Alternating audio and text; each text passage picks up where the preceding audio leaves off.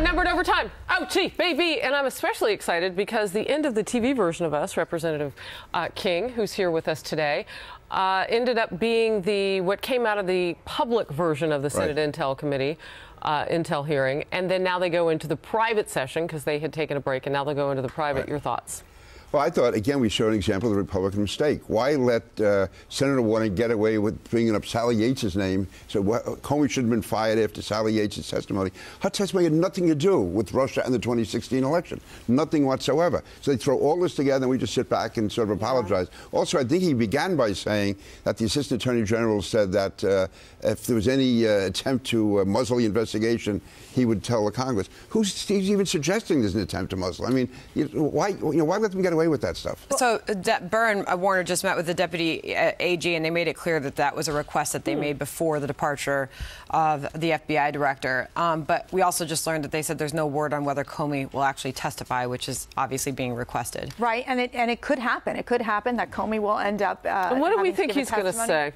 You know, I think they're going to go. They're going to try to get the timeline of when he found out he was fired. Why does it matter? Well, because I think for the senators, especially the Democratic senators, they like adding to building their case against Trump on this Russian investigation. They're going to ask the question of whether, same question they asked McCabe, which is whether he had the conversation with President Trump on the fact that he personally was not being investigated. So, you know, they're going to ask about the Russian resources that were. So that's why they want that. Right. I mean, it is about getting information on record. So when somebody tells you no, do you think they'll change their answer just because you say it louder? I don't believe Comey will give that answer. He won't be able to. But if you do, it's what Senator King, Congressman King mentioned, which is the fact that she's prophesying exactly. The future. Is the classified information. The public is not. We don't have access to the classified information, so they will probably gain more information. We would if it were on a certain server, perhaps. I'm sorry, Congressman. Yeah, well, that's again. Ask Jim Comey about that. He's the one who investigated it. Right. Or ask Uma. You know what? I can't say this loudly enough. We're still waiting to see in the evidence of collusion or connection or participation between the Russian government and the Trump administration prior to the election. We're still waiting on it. In the meantime, can we get anything else done? Are we able to multitask? Can we talk about health care? I don't know.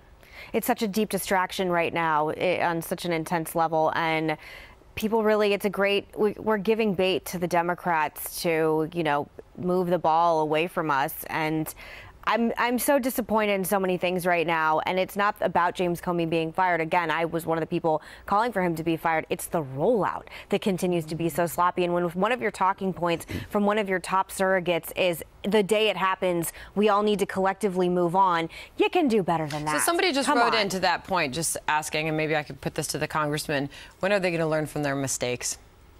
I hope they know they're making mistakes. I'm serious. I mean, I think the president is not always being best served here. I mean, the fact is, he is a different type president. But on the other hand, it should be not that hard to adjust to. And when he makes a decision like this, where, as we said, most Republicans agree with him, then they have to go out and they have to be able to articulate that and say why. And it feels like President Trump is not in control in the team of the message itself, where we were talking about the success of passing the House version of the health care bill. But then we were talking about that last week, and we're back to Russia, which we know is the most toxic subject to talk about in terms of the Trump administration. And so I think that it's such a disservice to the president, which I do believe then stalls the momentum for his legislative agenda. That would include health care and tax reform. The committees are still doing their work in Congress, but the fact is that the Democrats are now they're doubling down. They're saying we are not going to help, and we're going to obstruct, and we're not going to be involved with this. That's what Obama told them to do. Right. That's what he said. Don't rescue the Republicans. He specifically meant about his legacy point of Obamacare. But I guess you could spread that peanut butter all around. You know, take up the entire slice of bread with that. If you can push that to 2018 with the midterm elections, and you have these vulnerable Republicans, it becomes challenging for the Republican Dana Party. Schoonover says on Facebook Live, and thank you for our audience tuning in there. We love it. Democrats will win if we keep talking about this non-story. The problem is there are other things going on the Hill, but they're not getting any attention. Right. I mean, I think we go back to this idea that on the part of the health care bill, which we know is struggling in terms of what the senators are going to push forward on the Republican side, and you have to have a plan that actually works in repealing and replacing Obamacare. We're stuck. I mean, the Republicans get stuck when it all becomes about Russia. But remember, the Democrats were already gambling that they were going to do well next year, although it's still so early on because of health care. That being said, when you talk about repealing and replacing Obamacare, what about replacing Comey? What does that time frame look like?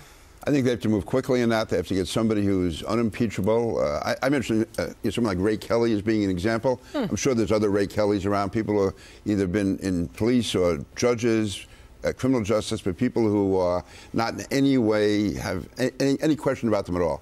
Because this administration shows it can't handle questions that well. So I get somebody who is out there who's unimpeachable. They have to find the perfect person? I don't know if they need to find a person that you will never remember, like Robert Mueller. Yeah. No one ever remembered Robert Mueller was the President George W. Bush. Because they shouldn't director. be the story. They should not be the political celebrity in this show. I go back to Facebook Live because I like the little bubbles, and if I'm liking your comments, it's because I've either read them or planning to. Trisha Iverson says, why coddle Comey? It does kind of feel like the Democrats are doing that, though, right? Can I make another prediction? Because I've made a lot of predictions about Comey. Please. He's going to end up with a book deal, doing late-night TV shows, he probably already has one. and maybe hosting something himself. And also get good speaking fees. Yes, and great, and $200,000 speaking fees. Because you think he likes the limelight. I think he's a show pony, and this is coming from someone who myself am a show pony, so I don't knock it. But it's, if you want to be on television, yes, but if you want to be in media, be in media. Like, I agree with you. I didn't remember the name of the head of FBI under Bush. Robert Mueller? Why can't we go have someone like that as well? So our viewers are talking to each other.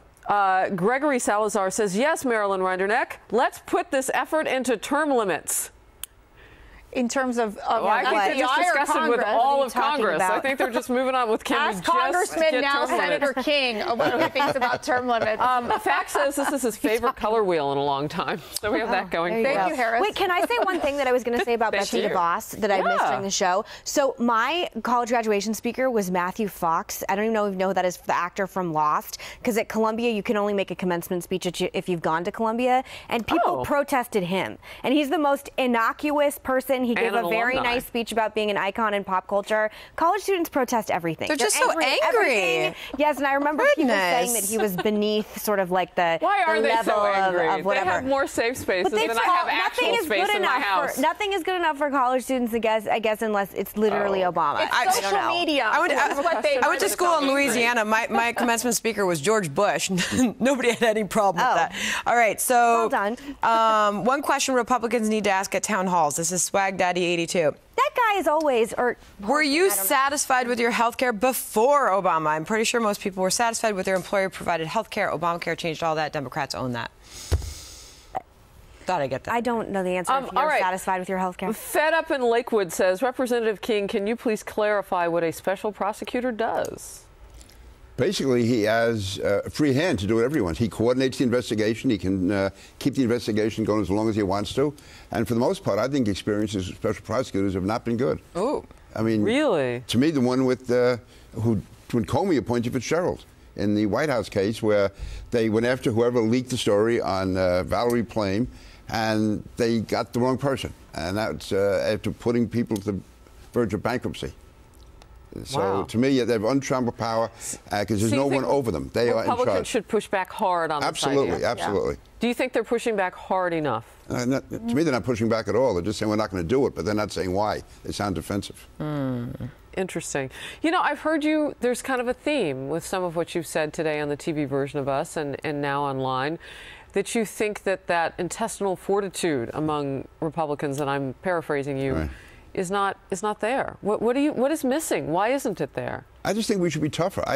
Part of it is I can understand. Donald Trump doesn't come from the political world. He made a lot of enemies within the political party. He doesn't represent any one particular faction or group that's going to automatically rally to him. And I think that we're used to having one of our own there.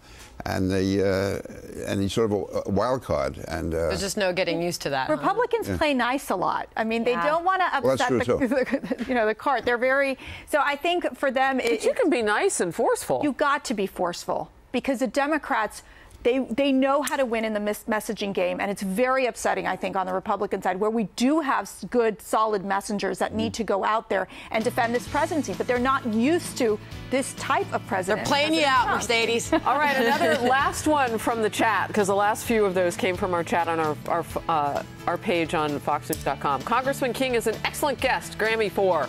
I like that. I agree with that. Here you go. Thanks for being here, Congressman. We'll see you tomorrow. And Mercedes. Thank you.